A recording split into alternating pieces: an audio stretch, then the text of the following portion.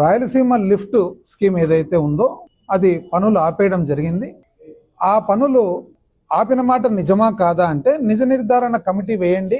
నిజ నిర్ధారణ కమిటీలో అన్ని పార్టీల వాళ్ళను పెట్టండి, బీజేపీని పెట్టండి, ఎంఐఎంను పెట్టండి, మాజీ జలవనరుల శాఖ మంత్రులు తెలంగాణ రాష్ట్రానికి సంబంధించి అంటే ఎవరెవరు అక్కడ మాజీ ముఖ్యమంత్రి కేసీఆర్ గారు అండ్ హరీష్ రావు గారు, వాళ్ళల్లో ఎవరినైనా కానీ పెట్టండి, ఇంకా ఎవరినైనా పెట్టండి, అందరు కలిసి పోయి విజిట్ చేయండి, అక్కడ పోయి పరిశీలించరండి పనులు ఆగినాయా లేదా అని రేవంత్ రెడ్డి గారు చెప్పడం జరిగింది.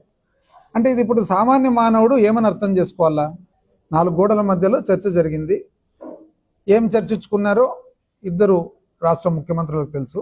మొత్తం మీద రేవంత్ రెడ్డి గారు ఈ వ్యాఖ్యలు ఎక్కడ చేసినారు? అసెంబ్లీ సాక్షిగా చేస్తూ నిజ నిర్ధారణ కమిటీ వేయండి అని అంటున్నారు, అన్ని పార్టీల వాళ్ళని తీసుకొని పోయి.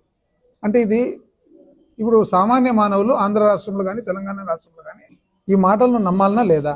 నమ్మాల్సి వస్తుంది. ఎందుకంటే అసెంబ్లీ సాక్షిగా ఒక బాధ్యత గల మనిషి, ఒక రాష్ట్ర ముఖ్యమంత్రి గారు చెప్తున్నారు ఈ మాట. పైగా మీరు పోయి పరిశీలన చేయండి అంటున్నారు, నిజ నిర్ధారణ కమిటీ వేయండి అంటున్నారు, అన్ని పార్టీల వాళ్ళని పెట్టమంటున్నారు. అంటే దీనికి పరిణామం ఏమి? రాయలసీమ లిఫ్ట్ స్కీమ్ ఒకవేళ ఆగిపోతే దాని పరిణామం ఏమి?